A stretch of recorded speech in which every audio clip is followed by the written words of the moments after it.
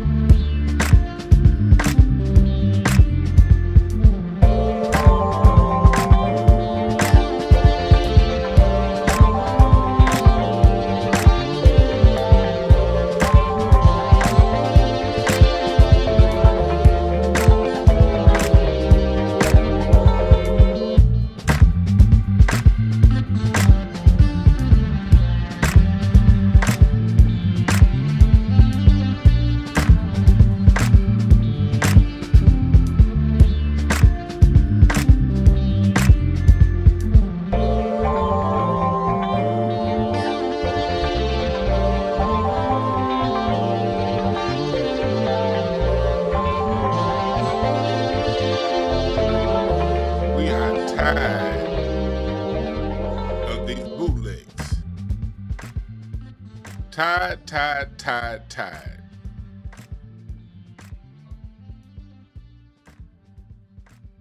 We are tired of them. Bootlick fatigue, man. I'm experiencing bootlick fatigue. Today, we are having a follow-up to what we talked about yesterday with all this fatigue shit going on. And you know what? People are tired. But like I told y'all at the beginning of the year with my card reading, I said, this is the year of confrontation within groups. Did I not say that? Go back to my New Year's Eve show. We talked about on this very channel that you're going to start to see people either forgive or get it on. Put up your dukes, Hobbs. Put up your dukes, Hobbs. Man, people are getting it on. All right, motherfucker. Let's get it on. You gon' respect me. And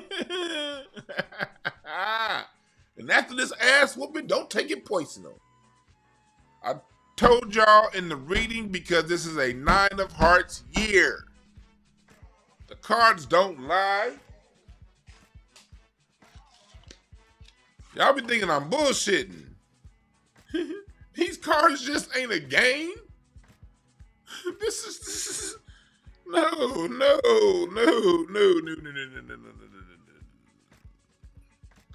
The cards are a calendar disguised in game format.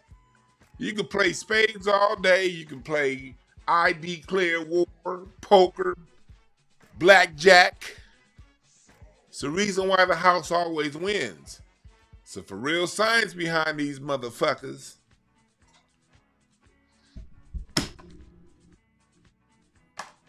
Now it's time that we speak up. We are having coon fatigue. We are having bootlick fatigue.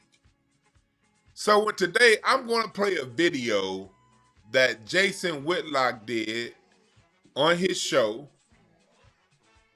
where he teamed with a team of bootlicks and Boyce Watkins. Boyce wasn't a boot. Boyce did a good job of holding it down. You know what I mean? Capitulate. Did a good way of talking. Almost capitulating to Anton Daniels, but not really. But Boyce, we all have see things differently. I used to be a big Boyce Watkins fan until he got his new teeth. Something changed. But I will give Boyce credit for holding it down for the hour that he was on. And then after Boyce left, it just became just a big ass coon convention. And so we're gonna go through this video and we're gonna talk about it, panel and all that shit. And then we're gonna get some reactions from y'all, all right? Anyway, I want to say welcome. Gonna be some slight changes coming to this channel. I'm about to start putting up some shorter news videos. So going quick lives. I'm talking about doing some quicker 10, 15, 20-minute lives of news stories. So you might see a few of those coming in the future. Future meaning later on today. That way I can break up some of these topics. And the certain topics I do want to speak on, but I don't. So some stuff I want to speak on in long format, like I'm doing this. And it's other stuff I probably only want to speak on for like 10 minutes. So you'll be seeing some shorter lives just with breaking news and news stories, quick articles, and things like that. So you will be seeing that coming. Also, my Patreon, my full interview with Dr. Logan Westbrooks is up. The person who wrote the book, The Harvard Report, how basically white power companies came and broke up, bought up all the black record labels, and controlled the black music market. The first black person that was hired by Capitol Records and CBS to head their black divisions. I interviewed him this past Sunday. If you're really into the music history like I am, go subscribe to Patreon. That's a Patreon exclusive for now. I will put parts of the interview up on YouTube at some point, but I got to get some stuff exclusively to my Patreon people because y'all rock with me. I fuck with y'all for real, Patreon. For real. More interviews coming up. Nothing scheduled yet because I'm going through my documentary right now. I'm going through that, and so me and my man Hassan are in the process of editing that. I'm gonna give y'all a quick little snippet before we get all the way into this. I'm gonna give y'all a quick little snippet. Let's see here.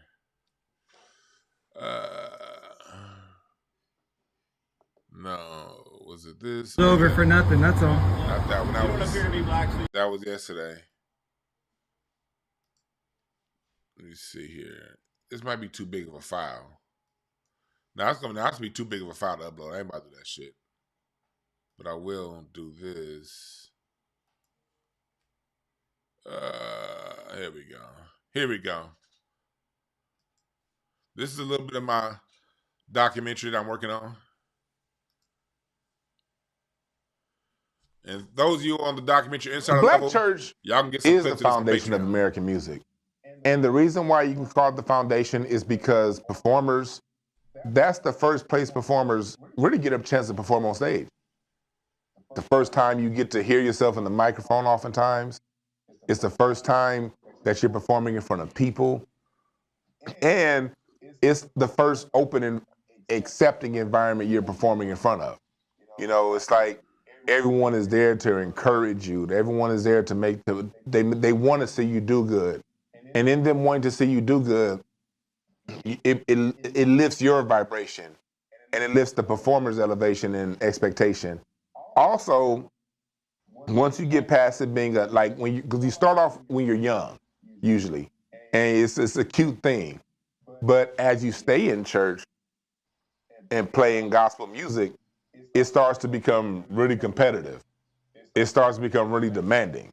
You know, so church, on one hand, it opens you, it's open and it's inviting. But on the other hand, it has a high level of expectation. That's a little bit of my documentary. It's over for nothing, that's all. Right now. You don't appear to be black, so you'll be getting stopped. The fuck? After seeing the videos of both, That's video, man. I don't know how to do that. I'll fix that. There we go. I'll do that. So anyway, so that's a little bit breaking down the gospel roots of all American popular music. Got to get to the root of this shit, man. Can't be going back and forth tussling over elements and this and elements of that. Now fuck the elements. Let's stop talking about the elements as much and let's talk about the root of what makes Black American music so unique and popular. And that's the cultivation that happens in church. So so that's what somebody said. The church is gay now. ATM 1993. The church being gay, boy. Which means sorry to tell me. It was gay before you was born. 1993. James Cleveland was gay. Focus. Most of the music industry is gay. Go look at that Puffy trial right now. Y'all thought he was a straight man. He was looking at men take dick. Focus, focus, focus, focus. We're talking about the music.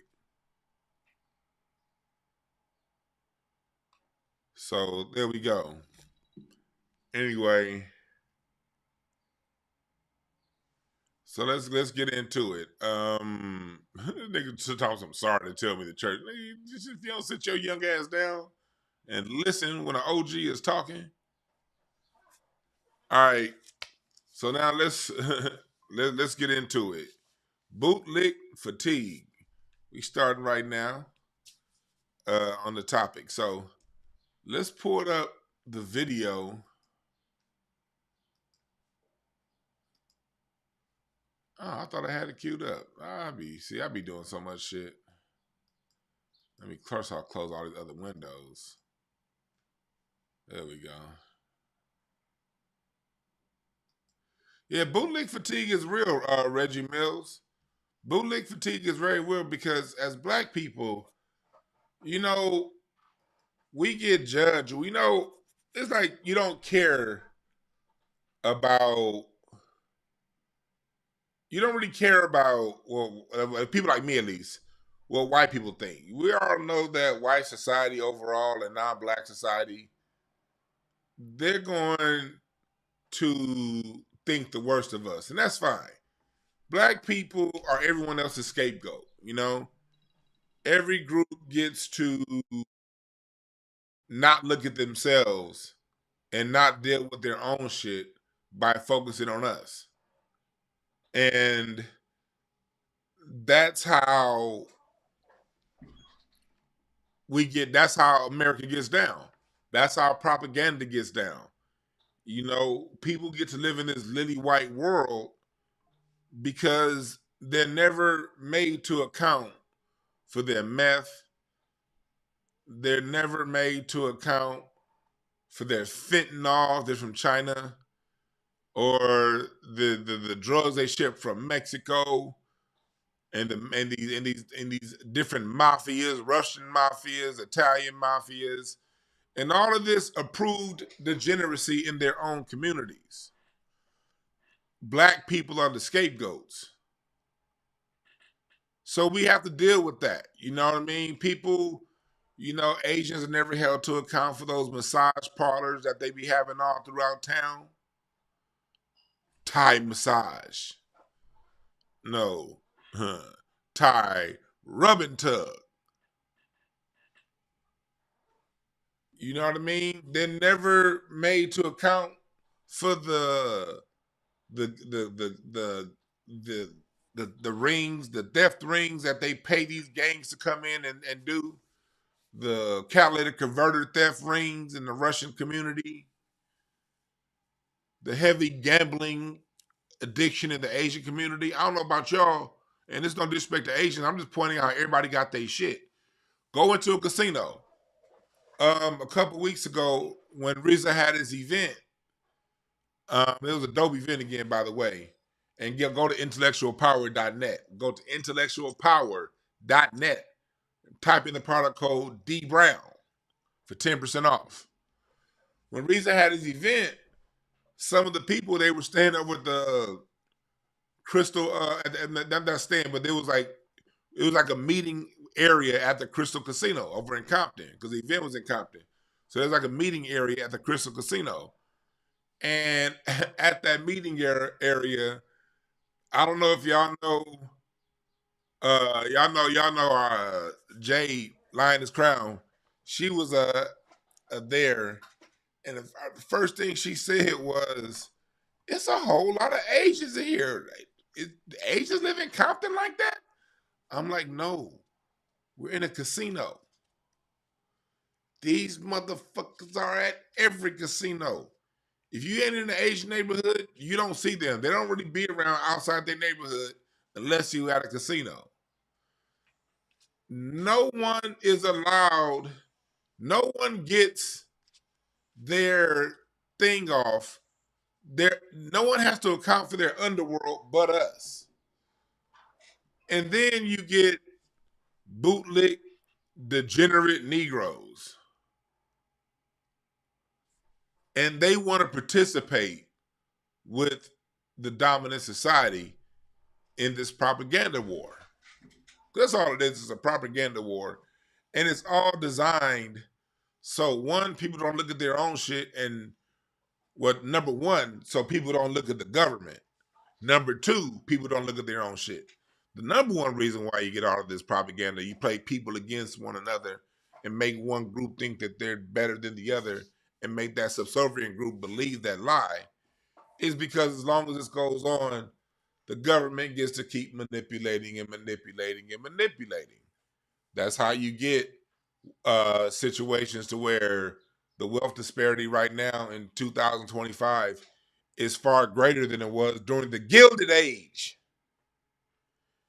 For you dumb coon niggas in here, go look up the Gilded Age. Post-Reconstruction, when they were really letting the Klan and everybody go wild on black people. You have the greatest wealth disparity in American history at that time. Now, 100 some odd years later, it's worse than then. You dumb coon ass niggas. It works because coons like you exist. We have channels like this that exist to talk about what's really going on and talking about how race is used as a manipulating factor. You got these dumb niggas in here, nuh-uh, it ain't about race, nuh-uh. So if it ain't about race, what else got white folks distracted to not go after their government? This is their government. How else is Trump able to come up in here, get these dumb motherfuckers to vote for him, and then he slash all their government jobs? And they can't do a motherfucking thing about it. The same way when the Dems were in office, they made us, you couldn't say a damn thing about transsexual people. You got kicked off the internet. You couldn't say nothing about the jab, and y'all didn't do nothing about it but come to black people's pages and troll us, you weak, degenerate bitches.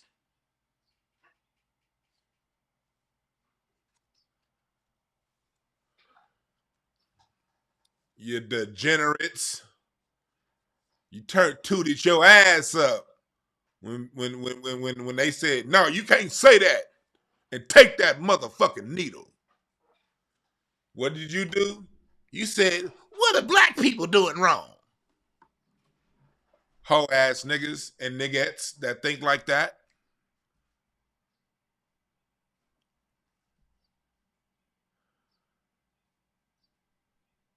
You guys are the biggest hoes on the planet. What's up, Tori Rain? Do ATM still 993 still talking? Oh, that nigga. Nah. His mama meant to swallow him. You know? His mama's still mad that he wasn't swallowed. So, don't get, understand that about that guy in the chat. Yeah, you say 32? Yeah. And look how he got his neck popped, too. Look at this dude. Let's see who this is. Mr. 1993. Okay. Why your neck pop like that? Huh? This motherfucker right here, you look like you done suck more sausages than Janet Jack me. Yeah. Why your nose so wide? You look like you can smell what's going on in Florida from Georgia. You don't get this Tevin Campbell nigga looking ass out of here. Nigga, do you got acne? Why you got acne, nigga? You in your 30s. Acne should have been done 10 years ago. This motherfucker is 32 with acne. And you need to shave them bushel of eyebrows too. Clip them hoes. All right? And then get some knowledge yourself. All right, back to what we're talking about. So, that nigga he need to see a chiropractor. That nigga neck was popped off to the side like, hey, nigga, is you voguing in that picture you took, nigga? So back to what we talking about. So we as black people, we got to deal with this, along with having to deal with the daily racist microaggressions like we talked about yesterday. Google just had to settle a $50 million anti-black discrimination lawsuit.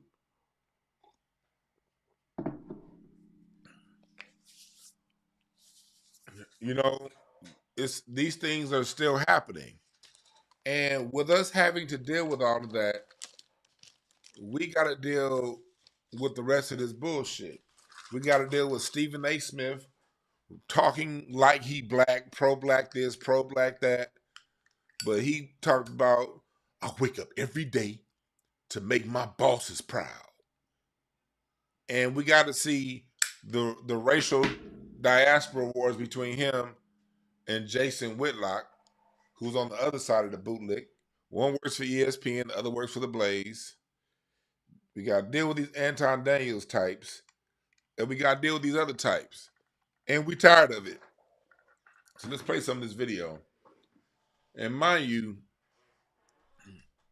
what's his name? Jason Whitlock's video, his channel is The Blaze. So he's hosting this panel on a white sponsored site. When we get older, we gonna regret it when we. So let's play some of the stuff. Let me go to some of my timelines. For those of you who don't know what it is, this is it. And I'm going to put a cover up there so that, let me see here. Where my timestamp? Okay. 6:05, 6:15. All right, we're going to start it here. And then we're going to go through and do some reactions as to what's going on right here. They're asking how did we get here, and they're basically talking about what's wrong with black society. They're talking about black fatigue, and basically how did black society get to this point. So let me put that goddamn screen shot over so I don't get no goddamn strikes. There we go. Boom. Y'all see how the panel looks. All right, so let's go. Inclusive if it's somebody that agrees with you, because if you somebody like myself that is a conservative or a Republican, regardless, inclusive if it's somebody. Wait, go back a little more. We really champion and make famous on social media, and the minute that we then say that we want to have a difference of opinion, which diversity, equity, and inclusion is something that we champion within the black community, even though it doesn't really benefit black people as a whole, but it has benefited white women more than anybody else. Diversity of thought is only conducive if it's somebody that agrees with you, because if you somebody like myself that is a conservative or a Republican, regardless of what your results are, married for over 20 years, successfully married, no children out of wedlock, never had an arrest, no problems, no trouble, but when you contribute into your economy and you stay home in Detroit, Michigan, and you do the thing that's right, somehow you get called a bootlicker or a coon. So I'm gonna start with that. So that's Anton Daniels complaining that he gets called a coon because he's conservative. I want to start off by saying to all you conservatives out there, I'm conservative too, and I never get called a coon. It's not about you wanting to correct black society. It's about you tooting your ass up when it comes to them. And when it comes to us, acting like what we're dealing with on a day-to-day basis isn't real. And that we should just shut up and do our jobs and just let it happen. That's why they call you a coon, because we as black people, we have a spirit of fighting. We have the warrior spirit. And we're never going to be completely conquered. Unlike now, I can't say all of us because people like you are, and there are groups that are out there that are just completely conquered. There's a vein and a strain of us that have an ideology that no, you can't just do what you do because you look like that and I look like this. That ain't right. Right is wrong is wrong. We ain't trying to hurt nobody. We ain't trying to harm nobody. We don't give a fuck if people come together or not. I know I don't give a fuck if people come together or not. Hell, division is cool with me, but don't let your division stop me from getting when your division gets in the way of me getting mine and creates these daily microaggressions. Like, well, the true black fatigue is we gonna have something to say, and you are of the ideology that we should stop talking and complaining about it and just let this shit exist and go on and still do what we do every day. And that's why you get called a coon, just to be very clear, all right? It's not because you're conservative. It's because you're a response to what's going on. How you respond to what we all see. People like Dr. Welson said, everybody knows what's going on, black and white, but black people play dumb right along with white folks. That's not her exact quote, but it's right along with it. As somebody that's the sentiment of her quote. They play stupid, we play stupid right along with them. And there's a segment of us that are unwilling to play stupid. Now has a ticket to see the chaos at the. This question is, how did we get here? So let me back it up a little bit. Play this part. I'm gonna speed it up a little bit, so because there's a lot I want to get through. Let me playback speed. Words, and the N words are always the ones who mess things up for everybody else. Okay, this is the guy in the middle bottom talking right here. It's the middle bottom guy. Here on the questions I've asked for so far, and any reaction to any of it. No, I think you're spot on. One of the things that I agree with what Anton said, and I think it was really Chris Rock back in, I think it was '96 in his comedic sketch where he talked about you got black folks and then you got the N words. And the N words are always the ones who mess things up for everybody else. You go to the barbecue, everybody's having a good time, and then the N words show up, and then they wreck everything for everybody. I think that's more of what you're seeing being displayed on social media. And what social media has done is it's really stripped away the veil of that reality. Chris Rock was talking about it in 1996.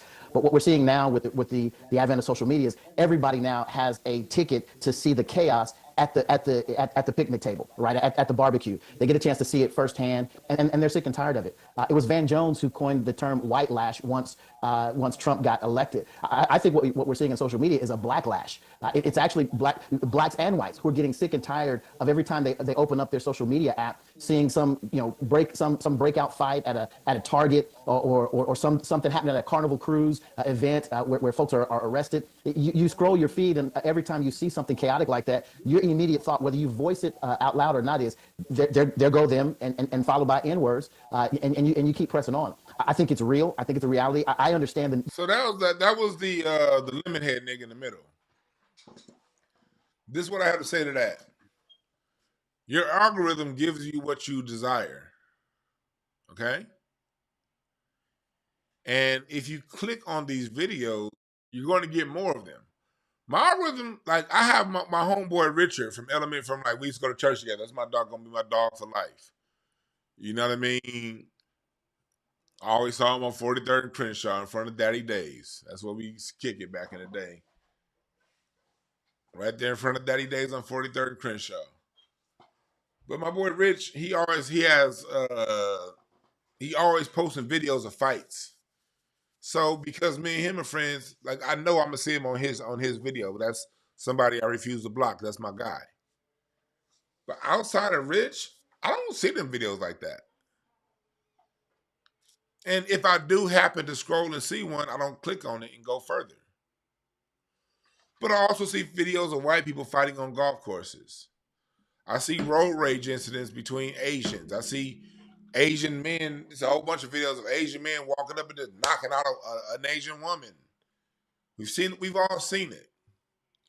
And this is also where it requires, for as smart as these people are presenting, they're not too intelligent. Don't they understand that algorithms push degeneracy? The same way algorithms push degenerate music. This is where it requires you to put on your thinking cap and put two and two together. If you ask each one of these bootlickers, do you understand that algorithms push treachery and degeneracy? I'm sure they all are going to say yes. So if you ask them, do algorithms push positive and good interactions? They're probably all going to say no.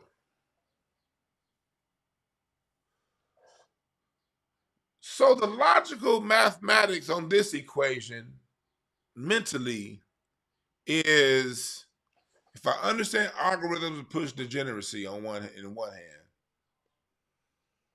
if I understand on the other hand algorithms suppress positive good stuff, should I then conclude that my anger should lie more with the programmers of the algorithm and not the people? I'm just speaking logically. No, that's not where their head goes. They go right in to what they, on the other side of their brain, understand is programming them to see.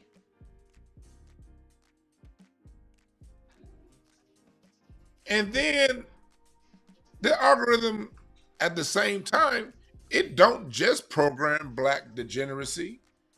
It most definitely puts up videos and puts out stories of white folks killing each other every fucking day. But what happens? These people ignore it.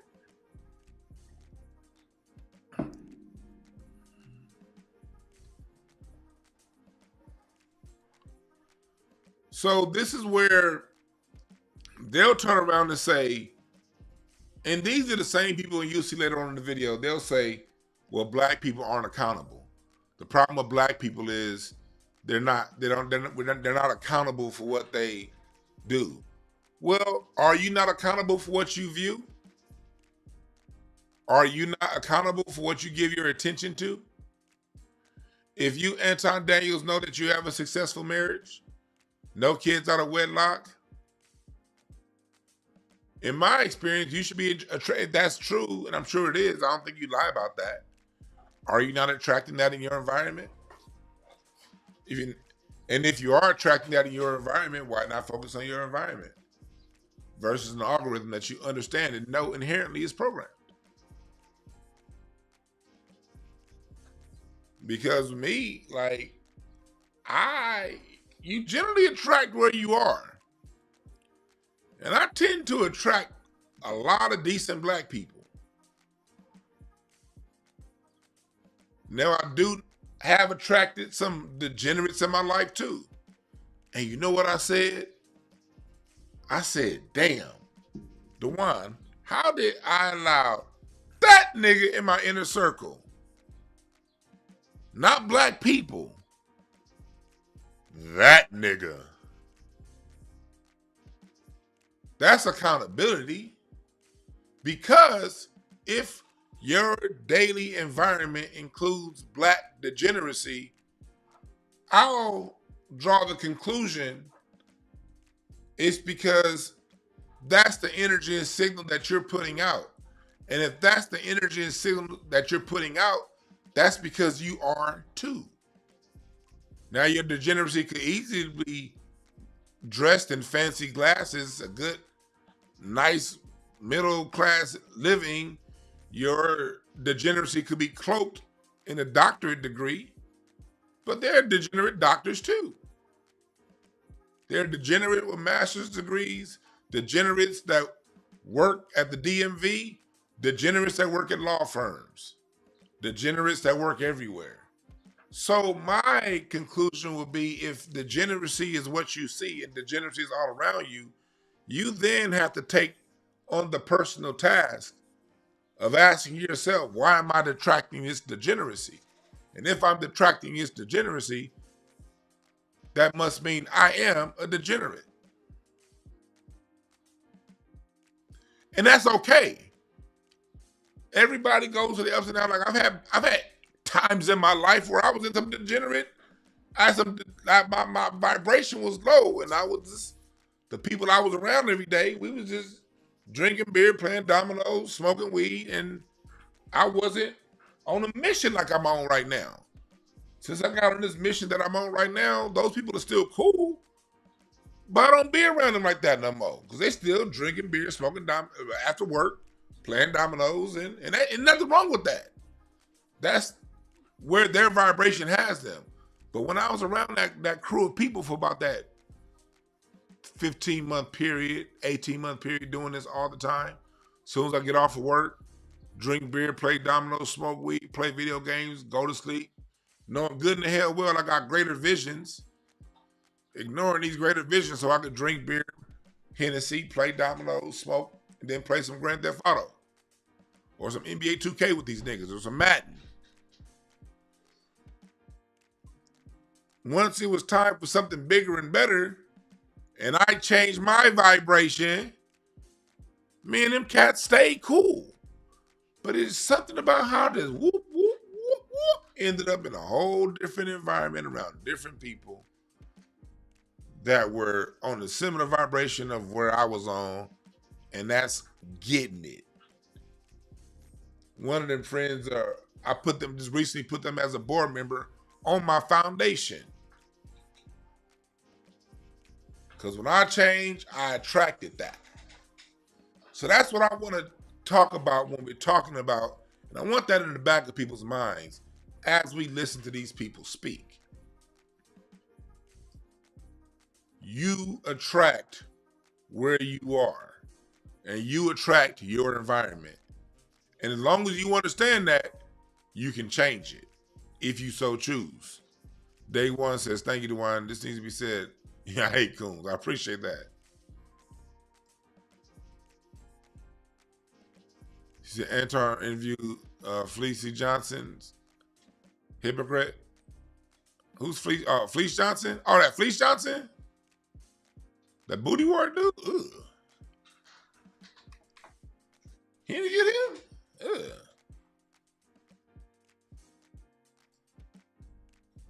So that's something that you can always throw back on these coon ass niggas. If all you see is the downside of black society, that says more about you than me. Because I don't know any black person in my inner circle that's asking for a handout. So let's go on to this projection right here. Where Antoine, and let's listen to Anton Daniels project. To act crazy because of the color of your skin, you should be called to acting rightly and acting in a socially cohesive manner with the rest of society. Now, I do agree with that part. Let me sit before I get to Anton Daniels. Let's go back to this brother. I agree with this ending part he says right here. Let's listen to this. How we're wired, we need to do better, and we need not to be so frightened when others pick up on it. Whites, Hispanics, and other cultures pick up on that same kind of rhetoric. I don't care about them people, how they feel about it, but this part right here, I want to agree with. Because it shouldn't be about you being able to act crazy because of the color of your skin. You should be called to acting rightly and acting in a socially cohesive manner with the rest of society. I agree with that last little part there. I do agree with calling out degenerate blacks and asking them to be cohesive. I do agree with that. But there's a way of doing it with a particular level of love without having to sound like a whole ass white supremacist and agree and only be compelled to do it because white people doing it. What's your motivation? Is your motivation the love for greatness and for all of us to do better?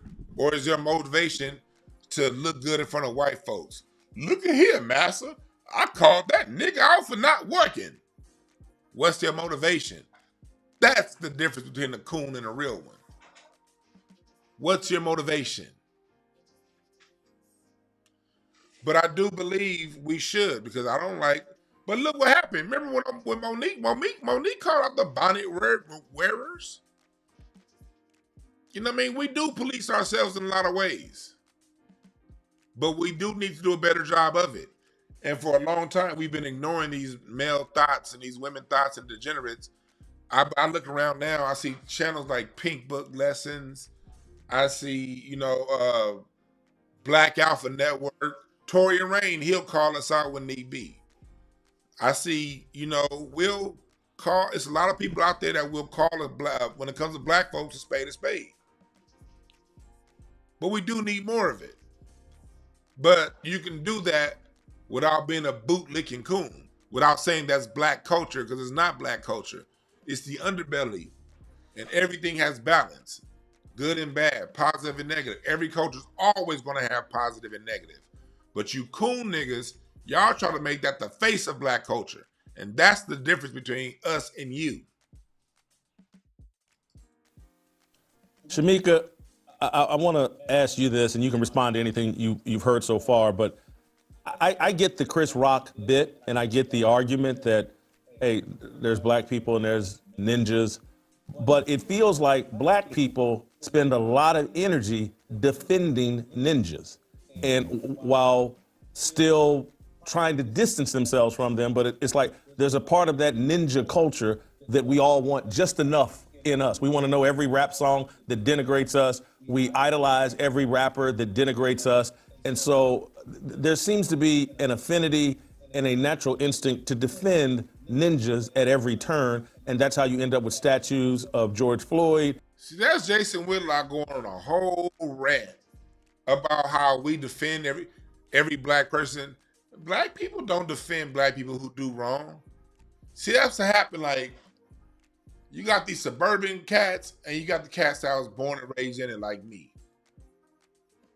Being born and raised, Slauson in Main Street, Crenshaw Rodeo, right in the thick of things. All my cousins, I don't have no cousins on the good side of town. My cousin Stanley's in Compton, over on Castlegate and Alondra. My other cousins are over there on Jefferson and Vermont. My other cousins are on Anzac and 103rd. I'm sorry, Grape Street and 103rd. That's where I'm going when I'm not in my parents' or my grandparents' house. And one thing I can say no matter what is being born and raised in the middle of the thick things, no one ever supported no killers. No one ever supported the degenerates. We wanted them locked up too. But you had the black people who participated in the bullshit and those who didn't. And those of us squares who didn't, we don't know who killed who. You know how many shootings I had in front of my house? I didn't recognize that nigga. Because I ain't kicking it with them kind of niggas. And those who choose that lifestyle, that's that gang code of protecting. That's not a black American code of protecting degenerates. I call the police, nigga, I call the police now on a motherfucker. Shit. I heard somebody saying, don't call the police because you know they gonna kill black people. Look, you break into my house or if you walking through my neighborhood and shit don't look right, and I live in a city like LA that don't let us use our guns the way we should, I'm calling the police, nigga. Yes, the fuck I am.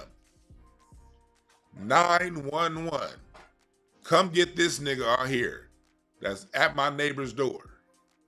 Because if I was in Texas or some shit, maybe I can use my Mossberg and not nothing happen to me. But in California, I crank that Mossberg, nigga, it's going to be all kind of legal ramifications. So shit, 911. God damn it. And that's how most of us feel. Because guess what? I don't hang around gangbangers. So we ain't got no code of not snitching. You break the law around me, I'm telling. Quiet as kept, 90% of them gangbangers are telling too. Look at all this whack 100 big U shit situation shit going on right now. This whole thing is calamity, calamity, calamity. Because niggas is telling. So can y'all please stop with the bullshit that black people just glorify killers? No, the fuck we don't. That's the opinion of people who ain't around black people.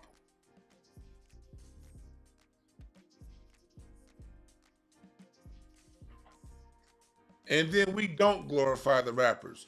Who did Black America just glorify the most just this last year? The biggest rap album of all time and the biggest tour of all time, the GNX tour. The biggest hip hop tour of all time is celebrating a rapper that comes out of that environment that's doing his best to unify. So even in real time, he's lying. We all understand, Jason Whitlock's talking about, okay, black people celebrate the degenerate. No, we don't. First off, we don't choose who becomes a star. That's the record labels. That's the radio stations. They choose to play whatever's played.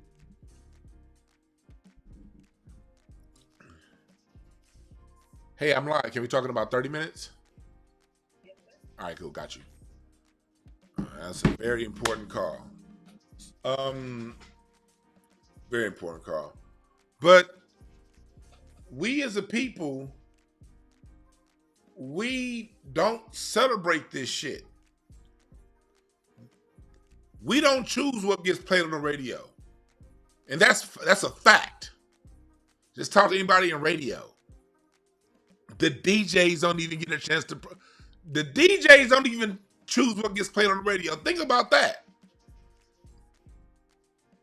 And this isn't black people complaining. This is just a fact. DJs don't even control the program. The people don't control what gets released. It was the industry that put out Sexy Red. Come on, Rocky. You good, baby boy? It was the industry that put out Sexy Red. The people rejected her. It ain't no Sexy Red national tour. It was the industry that put out Lil Nas X. The people rejected him. It was the industry that put out Cardi B. Has she had a national headlining tour yet? No. So they'll conflate you pointing out these facts and telling the truth with complaining. And then when you come up with the fact that, okay, GNX is the biggest tour of all time and it's about uniting black folks, the culture chose that. The culture united when Drake said, where Drake fully lost the battle was when he said, you rapping like you're trying to free the slaves. The culture said, that's not cool. I may rock with your music, but no, you're not going to do that. That's the culture. The culture put out jazz. The culture put out country. The culture put out blues. The culture put out rock. The culture puts out a lot of things. Even within the realm of hip hop. The culture through Jay Dilla put out lo-fi. The culture put out conscious rap through Cube and Common. The culture put out flyboy rap. The culture put out all kind of stuff. But Whitlock chooses to focus on one slither of an aspect of a small slither of the culture and say, that's what the culture did. A slither of a slither. Because hip hop is very broad based. You choose to focus on one slither of the culture. No drill rapper has ever made it mainstream. Drill rappers have always, no drill rapper has gone diamond.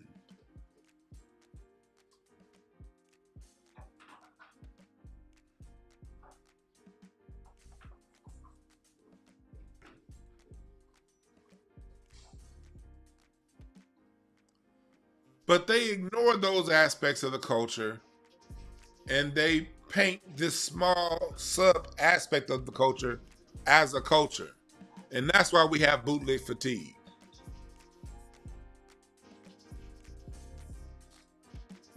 That's why we're having bootlick fatigue. Because of the aspect of the cultures that you guys tend to put out as the culture?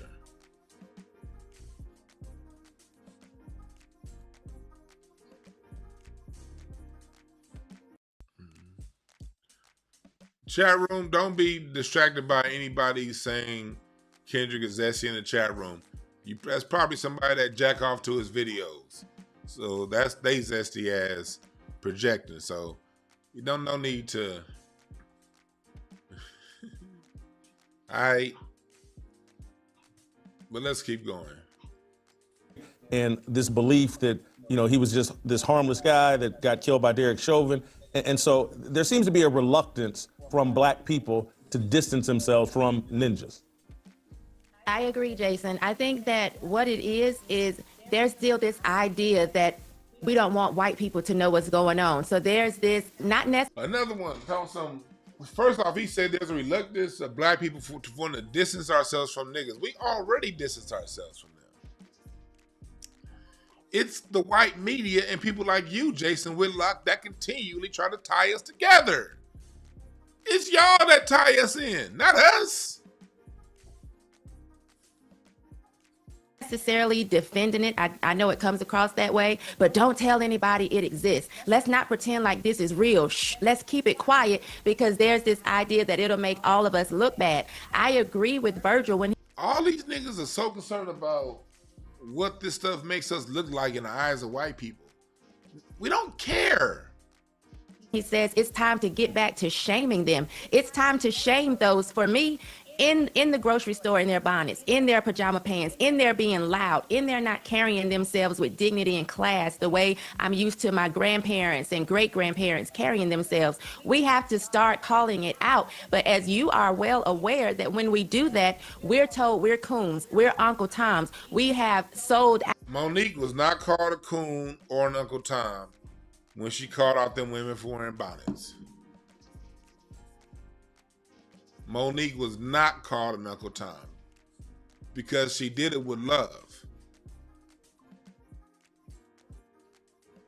There's a way to call out our people.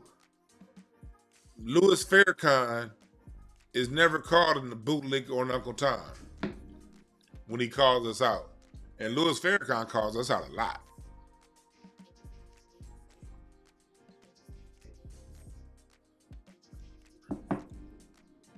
Dr. Claude Anderson is never called a bootlick or a coon for calling us out. He called us out all the time. Dick Gregory was never called an Uncle Tom. He called us out all the time.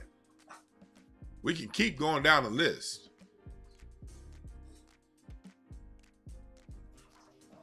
Dr. Welsing called us out when she was alive all the time and our degenerate behavior towards each other.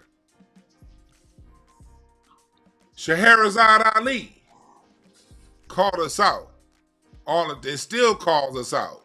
Calls out black women all the time. And she's not called a bootlick. I'm just going down the line. I need y'all to go to intellectualpower.net right now for some of this good brain food. Keeps that mind sharp. At least it keeps my mind sharp. Go right now, type in the product code DBrown for 10% off. Also, peacepads.net for the ladies and for the bootlegs.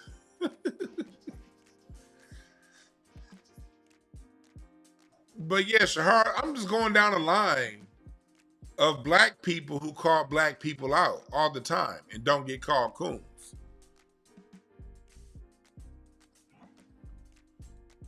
Somebody said rocking a bonnet in public is not immoral. No one said it's immoral.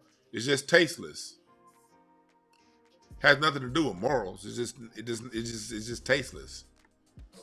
Like, and if you choose to, that's fine. You know what I mean?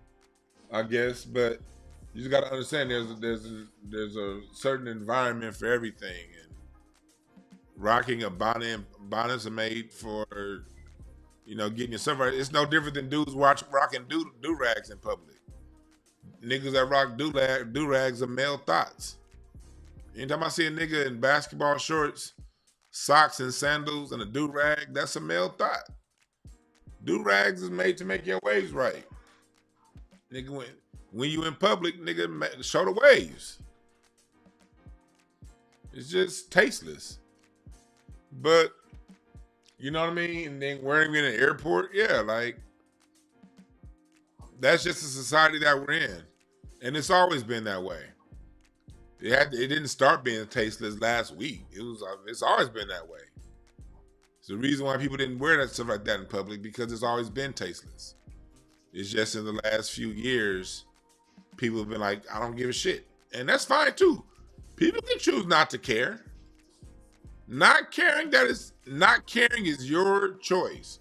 We all have our choices. Just understand when you don't care, there are other people who do care, and they do see it, and they're going to say something, and be okay with it. You have the right to not care, and people have the right to say something. And everybody goes home, and nobody's hurt. Everybody still get their bills paid. I can choose to go, if I know there's a networking event, and if I have to fly out for something, and I choose to fly out, and I'm in some ashy ass ankles.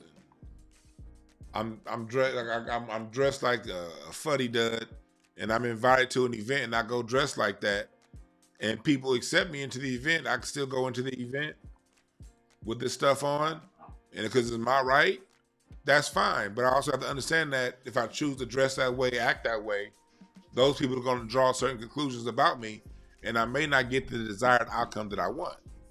And if I'm okay with that trade-off, it's all good. The issue comes in when you have that issue, you want your freedoms, you want to do that, that's fine. The issue is when you think that, okay, I shouldn't suffer the social consequences for this behavior. Like, one time I went to court with somebody. It wasn't my court case, it was somebody else's court case. And I was going for moral support.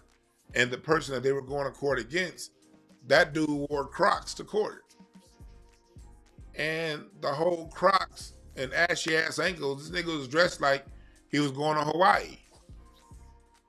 And in my opinion, it harmed the case.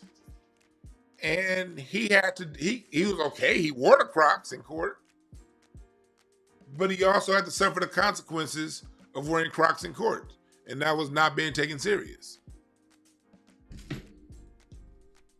That's all. Be okay with the outcomes.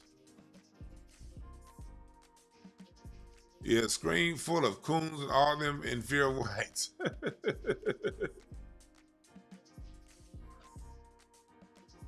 Like me, that's just what it is. You know what I mean? And that's just life.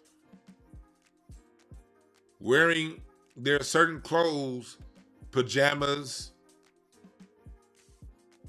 bonnets, scarves, wave caps. They're meant for the home. And there's such thing called time and place.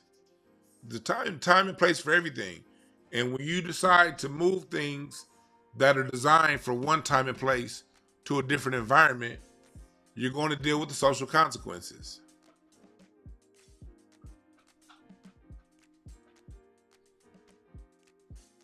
So let's keep going.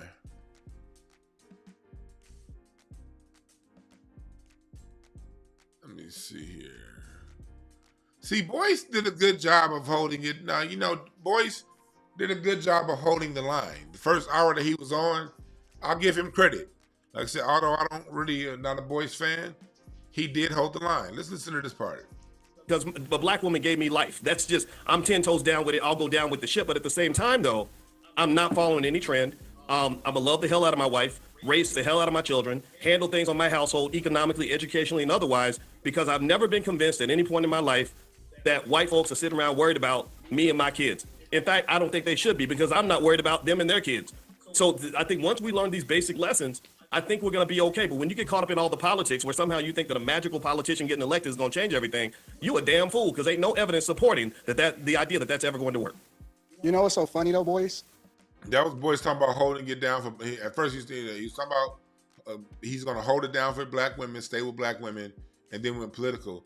I want y'all to hear Anton Daniels' response on this part about standing for black women. If you would have heard a white person speak as candidly as you just did about their women, then we would call them racist. You're right about that. You are right. I'm gonna tell you, this is where we agree. See, and that's where Boyce held it down for a little bit, and then he capitulated. Because Anton just said something. You're right.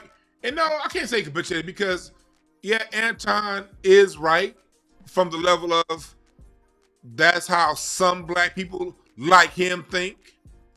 Like him. Supporting the idea that that's everyone doing. You know what's so funny though, boys?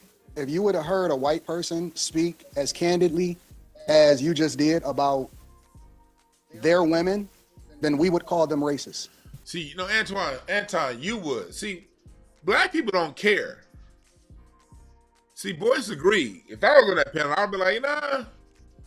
Although there are some, and those some are the ones that think like you, outside of that, no, because we don't really care what they, we don't really care. And a lot of us don't mind them speaking that way because they're going to speak that way anyway because we want to be able to say what we got to say. But you see how Anton went right into, well, if a white person said that, well, why are you bringing up white people at that point? You're right about that. You are right. I'm gonna tell you, this is where we agree. See, Anton was determined for us to fight sometimes, but I ain't gonna fight him because I listen to the points I agree with, and you're 100% correct. I have never spoken against the freedom of speech of any right-wing white person because here's the problem: the minute they start telling them what they can't say, they turn right back to people like us. They say, well, he says white nationalist, so we're gonna ban him. So that's Boyd bringing up the point that he keeps an open discourse because he wants to make sure that we all get that. All right, boys. I'm gonna take the Boyce Rockets route and get to the common ground that we agree on. Now, listen to this part where Anton Daniels says there's no standard in Black America. We break it down right now for those of you just now getting in here. Why are we tired of these why there's bootlick fatigue? We're going through the talking points that they make. And I'm using this show that Jason Whitlock did as an example as to the points that bootlicks make and why we tired of you niggas. And at the end of the day, we got to reconnect ourselves to God's word and his truth and what scripture says about how we should live our lives. The more we're doing that, the more we're amplifying that voice, the more we're sharing that truth, the larger impact we'll have, not only on ourselves and our family, which should be the immediate impact, but on the greater culture as a result. I will say this is the lemon head nigga in the middle. Him, Anton Daniels, and Jason Whitlock, they real heavy on that God Jesus shit. What I want to understand is, and this is coming from me, like none of these niggas outdo me on the Jesus shit. I was going through my old file cabinet I got from my parents' house recently, and I still got some old shit. And I pulled out this old Bible. This is the Bible that I used to carry in my pocket in high school and college. I carried this motherfucker all throughout high school and college. One of the New Testament with the Psalms and the Proverbs, and I would goddamn read the Proverbs every in the morning every day because there's 30 Proverbs and shit. Be reading Ephesians and Galatians and Revelations, and I would read. So y'all can't get me on this Bible, by the way, either. But when I backed away from this and stopped being around it as much, part of that growth process was asking myself, I started to really open my mind to a lot of this stuff during the Bush administration. I saw President Bush start 2 wars that didn't need to be started. I saw him, I'm talking about second Bush administration, 2000. 2000, I'm now in college, and I've been taking political science, and I'm seeing the world for what it is. And I saw this man run on faith, faith, faith. Mind you, I was a Christian like a motherfucker at that time. You couldn't tell me shit about Jesus during this time. And I'm seeing this dude, Bush, make all of these moves, and I'm seeing all these white conservatives just go along with it. Then 9/11 happens, and I'm like, well, that's not Christian. Is that Christian? That's not too godly. And I'm seeing like, man, these motherfuckers, they at the same time, Pastor Frederick K.C. Price, Crenshaw Christian Center. Evidence, doom, doom, doom, doom. Evidence, doom, doom, doom, doom. Do you love evidence? Evidence, doom, doom, doom, doom. He had a series on racism in the church. And I saw him lose his Channel 40 TBN deal over calling out racism in the church. So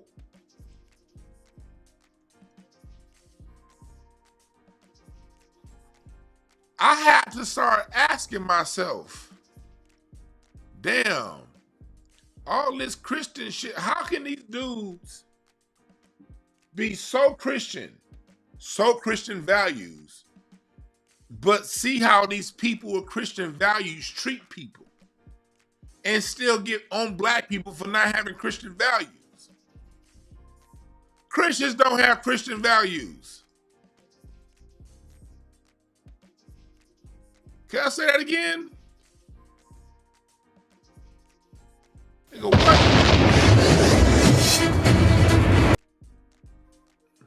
What y'all know about this?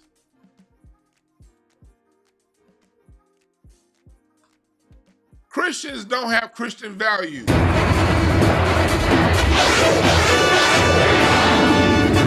Ever-increasing faith from Los Angeles, California. With pastor and teacher, Dr. Frederick K.C. Price.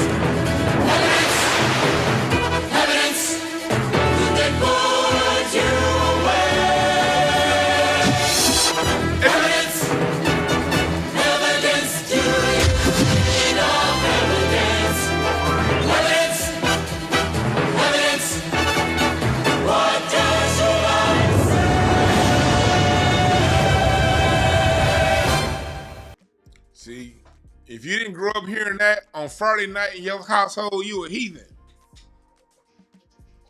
Moms is playing that evidence. If you didn't grow up with that plan, you a heathen.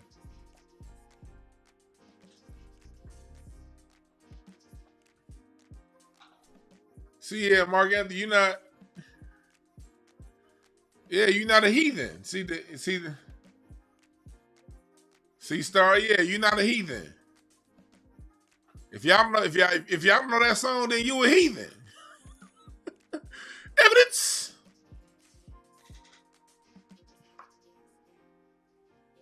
So you talking to somebody who grew up true to it. And I question black people the same way I question these white. I always question people who lead with faith. In my years, being around church and being in church my whole life, I tend to find that the most authentic people are the ones that lead with who they are. And I'm talking about the authentic pastors and preachers that I knew. They didn't lead with, I'm Reverend such and such. No, my name is Frank blah, blah, blah. I've seen it because I was in the belly of the beast, played the drums in it for 20 years. Seen the difference between the real and the fake. And there's a lot of real cats in church. But I just understand that I notice the pattern.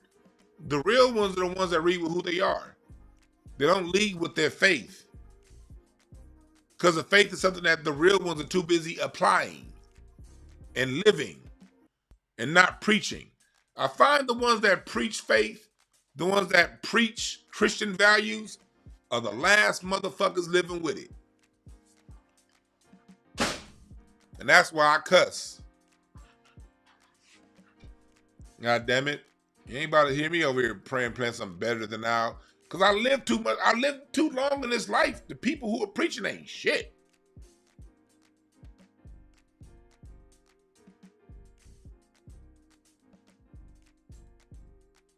They say, of course, Larry, of course you didn't watch because you a heathen, nigga.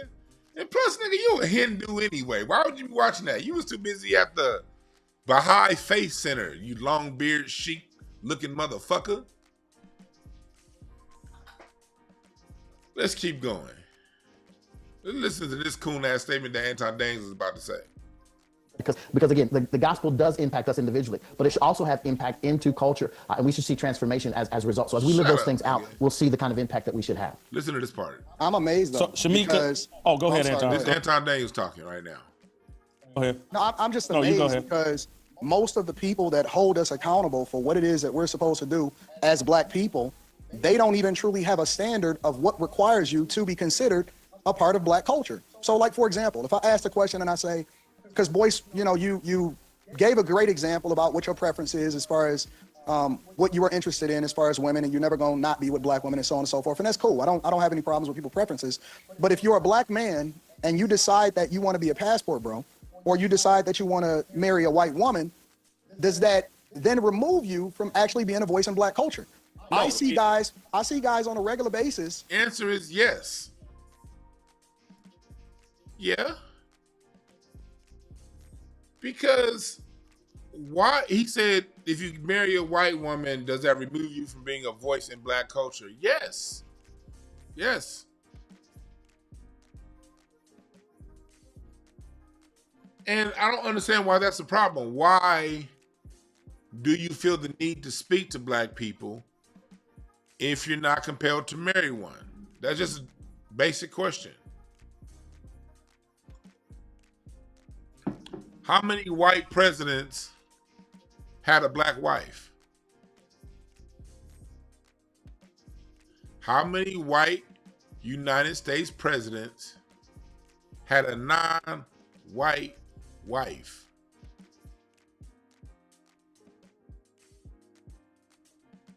I rest my case.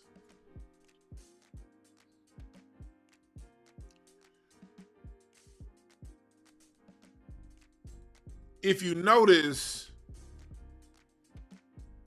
when they have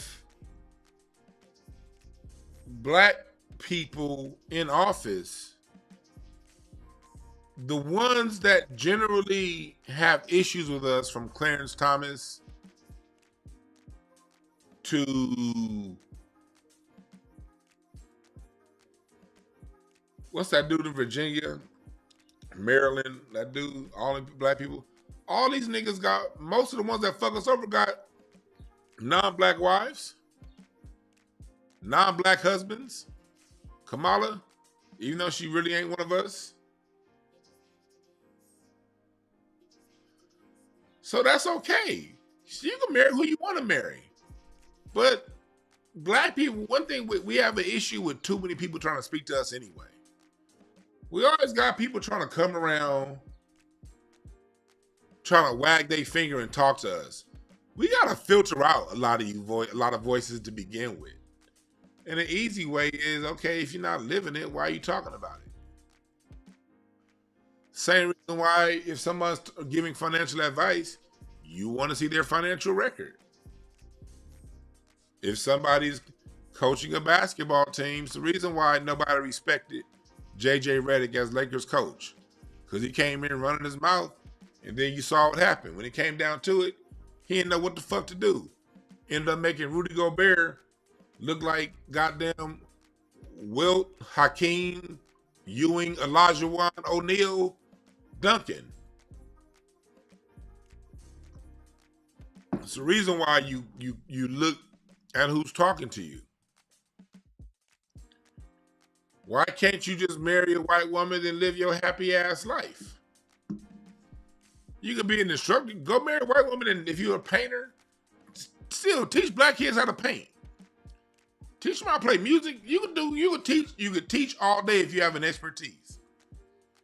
But don't come around us wagging your finger at us as a culture and you're not, yeah.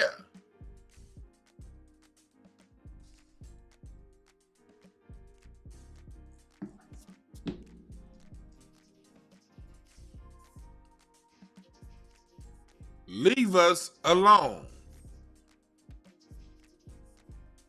And a major reason is because We've had too many people with dual allegiances that have screwed us over. Hell, we've had people with non-dual allegiances screw us over.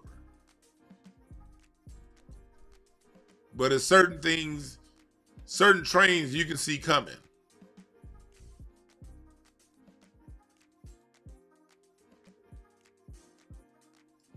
Certain trains you can see coming. Now, this one they're talking about some ratchet chick in a McDonald's that was doing some ratchet shit. I'm not gonna play the video because I don't personally play videos of black people doing ratchet shit. But this is their response.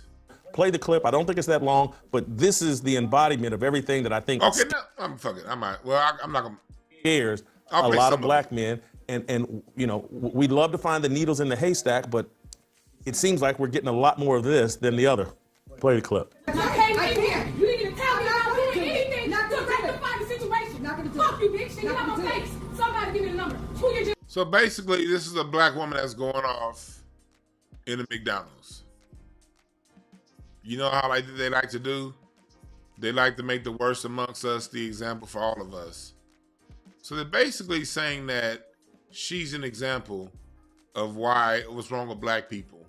When again, you see these people, this happened across all races, and you're dealing with right now where there's a lot of shit going on in America, and we're dealing with algorithms where that pushes this kind of stuff.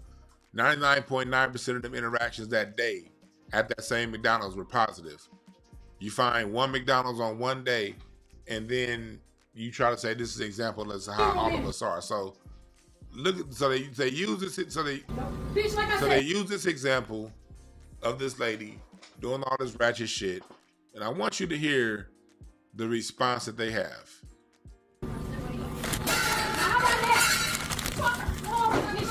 This lady, like, she's throwing shit out. She has a kid with her. She's knocking stuff over. Somebody's recording. The kid looks terrified. Very unfortunate situation. She's a ratchet degenerate that, yeah, we don't agree with. But she was one interaction at one place. And then McDonald's says they serve billions of people every day. Well, why are there billions of videos of this shit happening? Because it's called an aberration. But listen to this response. And so obviously that's a super extreme example. That's a super extreme, and that's not the norm. But that's the norm, Jason. Are there lesser? I don't think that's the norm. There's the lesser norm, versions Jason. of it. That's not. I don't know a lot of women who act like that. I'm telling you'll never see my wife or my daughters behaving that way in public. Wow. You know, I think if you were to show some crazy line, ridiculous redneck, on TV, most white people wouldn't identify with him either. I don't think any of us have to even answer for that behavior, because the most extreme behavior is what gets captured in the media, and they do that same thing to men. Look at what some of these male rappers are doing, just embarrassing black men everywhere, making us look stupid. So I personally think we have to know the difference between the true human beings that are really leading the community versus these cartoon characters that people love to put on television. That's a great point that Boyce just made. Now listen to Anton Daniels' response to Boyce. That is the norm. Anton, go ahead. Well, first of all, why do we keep on comparing? Like, we keep trying to justify our bad behavior by comparing it to white people. Western culture is cooked. White women are no better. They are whores. They sleep around. If you go to any college campus, they are more promiscuous than any women that's on campus. And more importantly, you have more white people on social services than any other demographic. So we need to kill this whole narrative and thinking that just because we compare ourselves to a group of people that are slightly above us socioeconomic status as far as how it is that they perform as a group, then that somehow justifies the fact that we need to be able to do what it is that we need to do. That is the norm. So on one hand, Anton Daniels makes a good point, saying that they just as ratchet, they can be just as ratchet. But here's where he goes left. He's saying that woman's behavior is normative in black society. This is where he starts. This is what they do, what they call it in rhetoric, a shit sandwich. This compliment, and then throw some shit in the middle, and then throw another compliment in the middle of that. But a shit sandwich is still shit. And it's normal for us to have certain conversations. If you want to see a truly racist person, go into some of these black households and see how they talk when they by themselves without the cameras on. If you want to see a truly racist person, go into a black household and listen to how black people talk. Mind you, this is all happening on the Blaze Network. Jason Whitlock is popular amongst white and non-black people. The majority of his audience is not black. So this is where this is coming from. You want to see some people go out and twerk. It's not hard to go out there and find some people twerking with their pajamas still on that they're gonna get back in bed with. That is not something that is new. All of us have seen it. This is not a rare sighting. This is not Bigfoot in the woods. If you go to Walmart right now, you can probably find both a white woman in her pajamas with SpongeBob on them, and they dirty at the bottom, and you can find a black woman with a bonnet on. And more importantly, if you go to our local schools, because it starts with the parents, it's not the teachers. The teachers are not miseducating our children. It's the parents. If you go to the schools, I guarantee you that if you hold any one of their little munchkins accountable, because if you look at that video, her son was right there. He gonna be a son husband when he grow up. If you go to any of the schools and you hold their kid accountable, you will see that exact same persona coming up to the school to cuss the teacher They out. always say it's not. That's not in new. the world that we live in a world of both ends, and they try to play one against the other. He said it's not the schools, it's the parents. Now it is the parents, most definitely. But it's the schools too. These schools ain't shit. And these schools are most definitely menticide that are designed to discourage your kids from being decent, civil human beings. It is the school, it's society. But they'll turn around and tell you that, oh, that's just making excuses. No, children don't have a choice on what the schools offer and provide for them. They don't have a choice in the parents either. So yes, it is the parents, but it's the schools and the system too. This is regular. Virgil, go ahead. Virgil. Yeah. But that's basically Anton saying this is normative behavior for black people. Now listen to this part. This is the Virgil guy, the guy in the middle. This is him speaking. I don't. Hold for 1 second. Hold for 1 second, Virgil. Anton's camera has frozen up. We can hear him crystal clear. I don't know if we can correct that switch it up. while Virgil and Yeah. Virgil, now go ahead.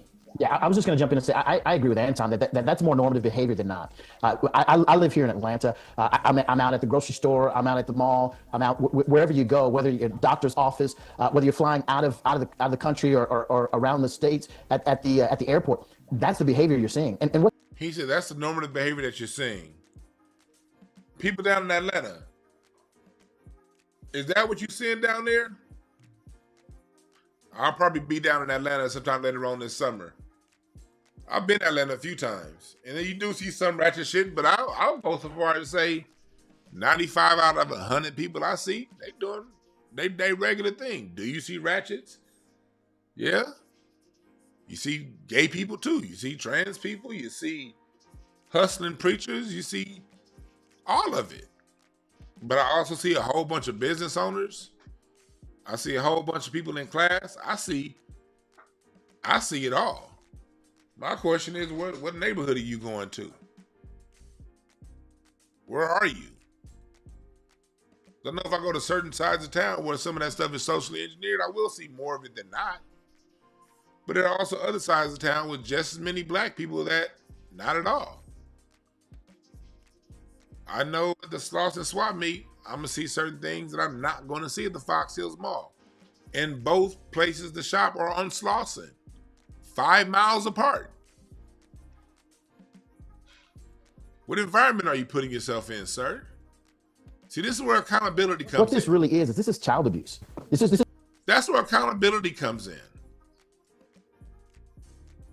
If this is all you're seeing, then where are you? What circles are you putting yourself in? And do you need a change of environment, sir? That's what I have to ask. And now you get to this part right here. This is going to be the last part that I play.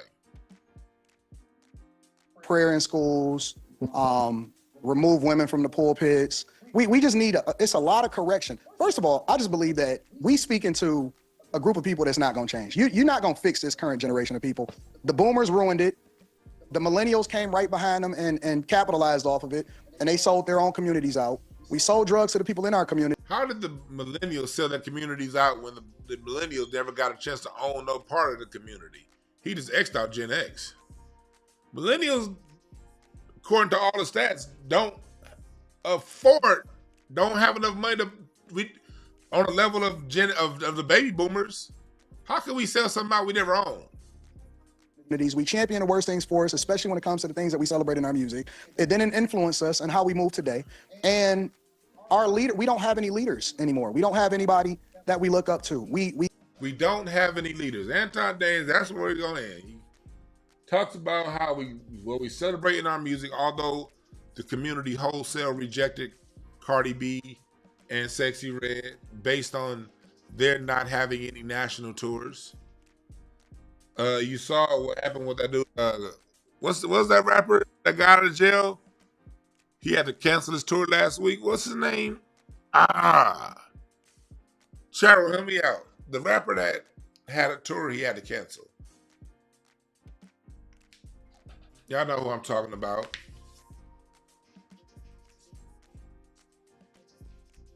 So he says that we have no leaders. Why do black people need leaders? We've had people who had thought leaders, people who put out good ideas, but when you talk about us having leaders, people weren't really, like, especially the last 3 years of Martin Luther King's life, people weren't rocking with him the last 3 years of his life. Most niggas couldn't stand Malcolm X when he was alive, from what I understand. Those are extremists. So even when you look back on the quote-unquote leaders, people were spit on them too. Second off, why are you focusing on leaders and not yourself? Yeah, see, this dude wants to see somebody, you just said it. He wants to see somebody get killed on TV. We passed leaders and shit. Anybody looking for a leader, talking about black people need leadership, or somebody that has a low opinion and a low view of black people, and has no self-awareness or self-power.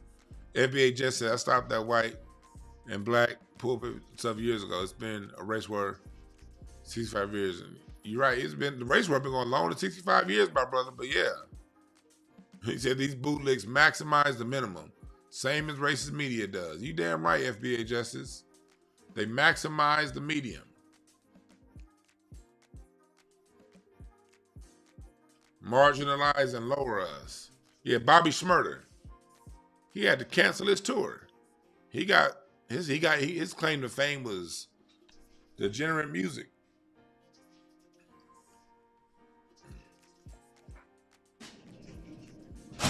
Now his ass can't even go on tour. While Kendrick with non-degenerate rap is selling out football stadiums. And we still doing great with R&B. In a month from now, the Hollywood Bowl is gonna be packed for the jazz festival, all black people. I go to jazz festivals all the time, and I see black people of all generations there. Good old family reunions style events. Our favorite form of music is the rhythm and blues. They never asked why the fuck did the industry kill it.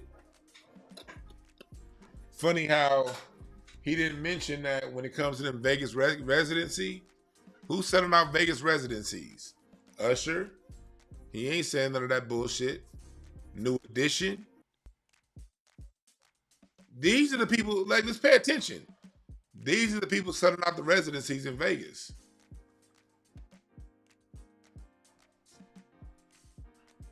You still got Gladys Knight, Shaka Khan on stadium tours, theater tours. Frankie Beverly Mays was celebrated up until the day he died. They don't mention none of this shit. See, I'm at the concerts. I know who they're. And I don't see bonnet wearing, rag scarf wearing, hood degenerate people because I'm not in those environments. And I'm in black America.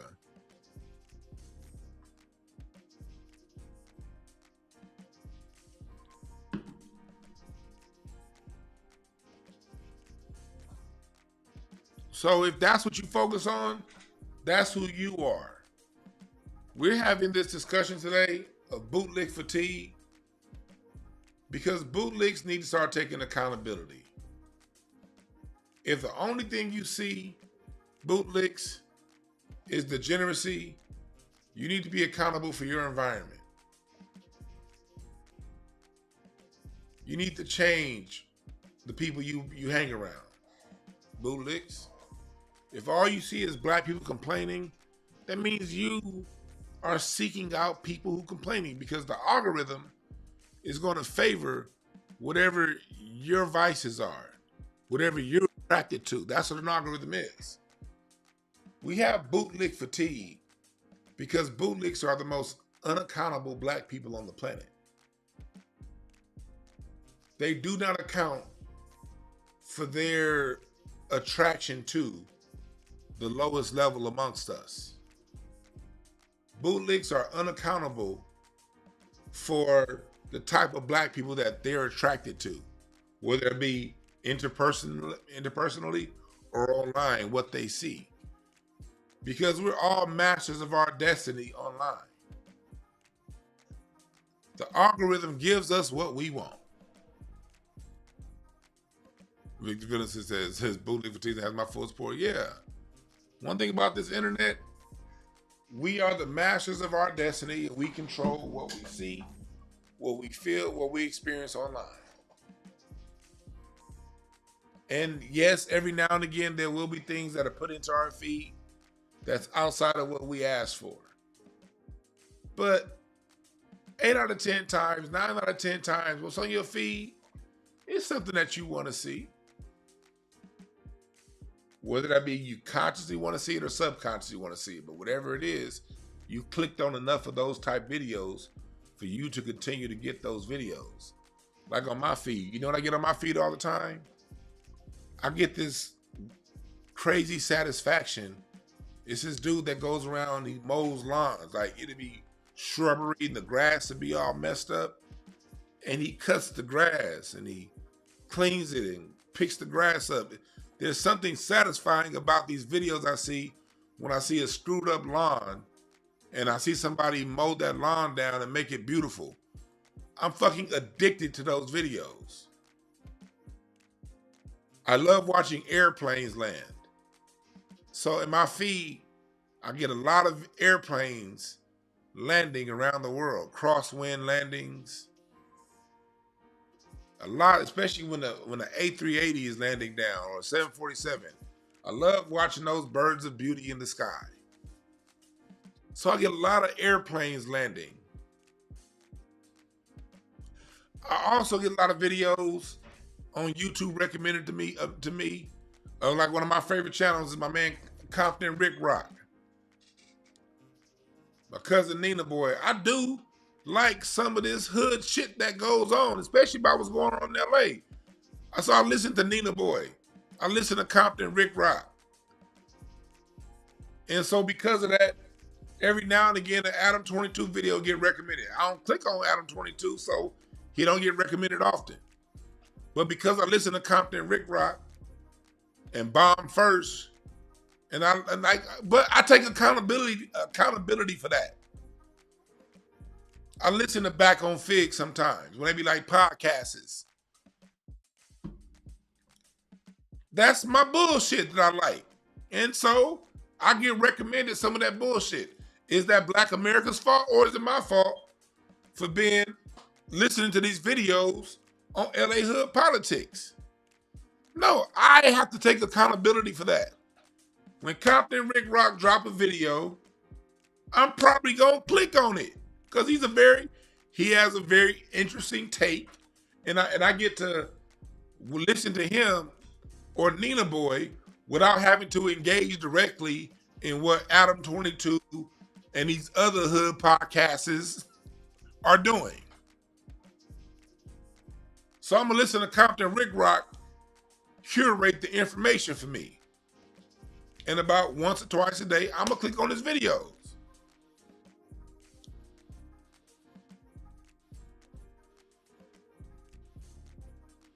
But I take accountability for that. That's not a Black society fault. That's me recognizing that I'm allowing this brother's algorithm into my algorithm to report on the lower vibrations within Black society.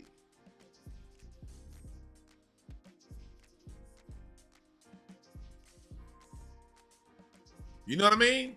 I'm gonna break down a video of Rick Rock, salute to Snoop Dogg. He did an interview and he had I saw he had AD, he had Nina Boy, he had Rick Rock, where he was talking to a lot of West Coast online podcasters. That was dope because I did say in my card reading at the beginning of the year, did I not say mainstream rappers, y'all better start coming to the internet and breaking bread with those of us online? It's good to see Snoop did that with some of the online podcasters. But you got to take accountability for what's in your algorithm. The same reason why, like, Roland Martin got to take accountability for that Bootygate video that he remember that thing he did last year when he was clicking on the videos, and Roland Martin had that naked ass man.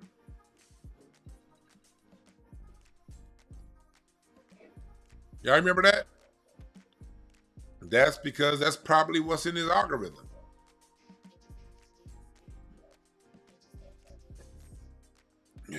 Men with naked ass booties walking the other direction.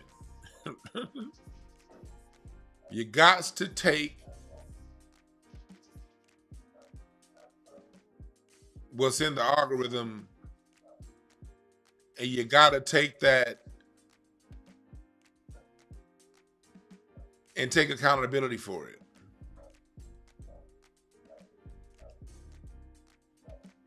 And bootlicks do not take that accountability.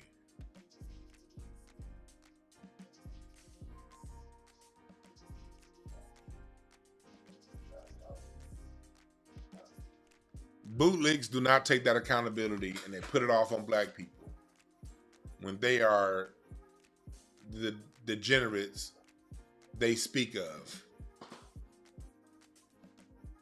Just in a cleaner outfit.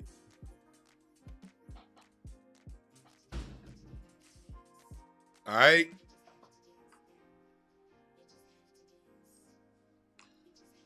Thank y'all for listening. I'm not gonna take any calls because I got some other videos I'm gonna do for y'all later on. This might be a 2-video day.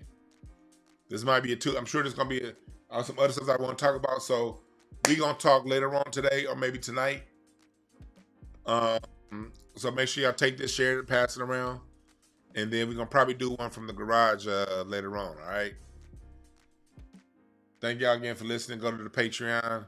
Go to Bliss Capsules. All right. Thank y'all again for listening. Remember, there are no perfect messengers. Only perfect messages for those willing to pick up the game. We out.